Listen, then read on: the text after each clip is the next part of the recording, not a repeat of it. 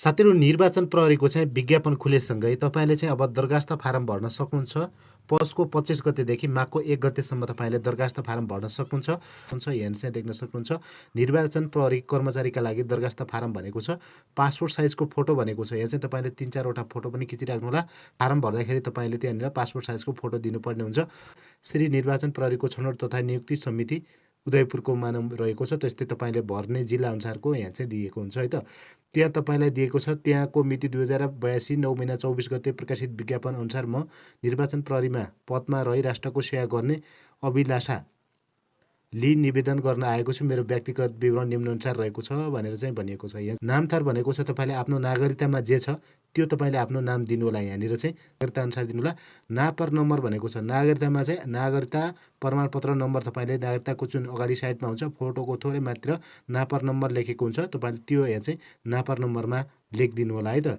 त्यसपछि जारी मिति भनेको छ नागरिकताको पछिल्लो साइडमा तपाईको चाहिँ जारी मिति हुन्छ। त्यो जारी मिति यहाँनिर चाहिँ लेखिदिनु होला। त्यो लेखिसकेपछि अब जिल्ला कुन जिल्ला हो त तपाईको नागरिकतामा जे छ त्यही जिल्ला यहाँनिर चाहिँ लेख्नु पर्यो है त। अब जन्म मिति भनेको छ तपाईको चाहिँ जन्म मिति तपाईले यहाँ चाहिँ आफ्नो जन्म मिति कहिले हो नागरिकतामा जति छ त्यही भर्नुला। पेशा के गर्नुहुन्छ जस्तो कृषि हो भने तपाईले यहाँ चाहिँ कृषि गर्नु पर्यो। अन्य कुनै हो भने चाहिँ अन्य कुनै लेख्नु पर्यो जस्तो। अब इमेल ठेगाना भनेको छ इमेल ठेगाना यहाँ चाहिँ लेख्न सक्नुहुन्छ। तपाईको इमेल मोबाइल नम्बर भनेको छ आफ्नो मोबाइल नम्बर यहाँ चाहिँ दिनुपर्ने हुन्छ यानि कि लेख्नुपर्ने हुन्छ। अन्य नजिकको व्यक्तिको सम्पर्क नम्बर तपाईको अन्य नजिकको कोही छ भने आफ्नो अन्य नजिकको व्यक्तिको चाहिँ फोन नम्बर यहाँ चाहिँ लेख्नुपर्ने हुन्छ। आफ्नो बाजेको नाम पनि थाहा पाएको हुनुपर्यो। अब त्यसपछि आफ्नो बुबाको नाम नागरिकतामा जे छ त्यो हुनुपर्यो। आमाको नाम जे छ त्यो हुनुपर्यो। स्थायी ठेगाना भनेको छ तपाईको चाहिँ स्थायी ठेगाना कुन हो त प्राय जसोको अब नागरिकता अनुसार नै हुन्छ। जिल्ला लेखिदिनु होला यहाँनिर। त्यसपछि स्थानीय तह भनेको छ जस्तो तपाईको गाउँपालिका नगरपालिका कुन हो त यहाँ चाहिँ स्थानीय तहमा यतापट्टि लेख्नु होला। वार्ड नम्बर कति हो तपाईको चाहिँ त्यो लेख्नु होला। नागरिकतामा जे छ त्यो लेख्नु होला। त्यसपछि अब ब्लक गाउँ भनेको छ आफ्नो चाहिँ गाउँको नाम लेख्नु होला। जस्तो तपाईको चाहिँ यहाँ चाहिँ गाउँको नाम के हो त जे गाउँको नाम छ त्यही लेख्नु होला। टोलको नाम मतलब कि टोलको नाम। अब त्यसपछि तपाईको अब शैक्षिक योग्यता कति हो जस्तो तपाईँ 5 पास हो कि किनभने यसमा त साधारण लेखपढ गरेको पनि लिइनेछ। 5 पास हो भने 5 पास लेख्नु पर्यो। तपाईको 8 पास भने 8 पास लेख्नु पर्यो। त्यस्तै तपाईको एससी पास हो भने एससी एसएलसी पास हो भने एसएलसी प्लस 2 हो भने प्लस 2 ब्याचलर हो भने ब्याचलर यहाँ जति हो तपाईले यहाँ चाहिँ लेख्नु पर्यो।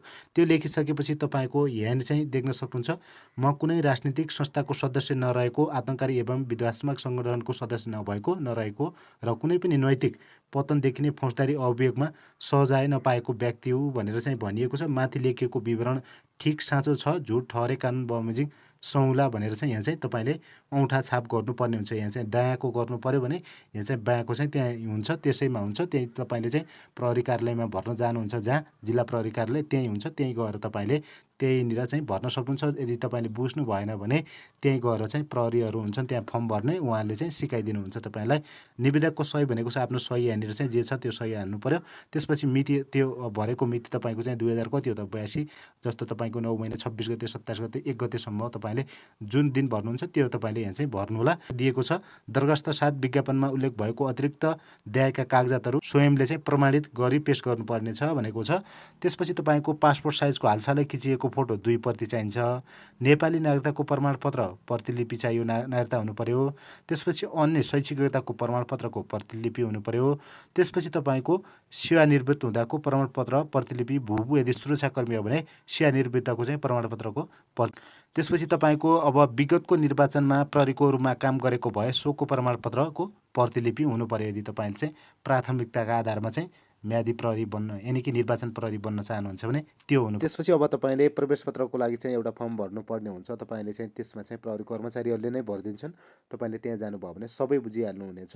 सबै आजको भिडियोमा जानकारी दिइसकेको छु फर्म कसरी भर्ने। भिडियो मन परेमा लाइक गर्नुहोला। अहिलेसम्म फलो गर्नुभएको छैन भने हामीलाई फलोको अप्सनमा गएर फलो गरेर जोडिनुहोला। धन्यवाद नमस्कार।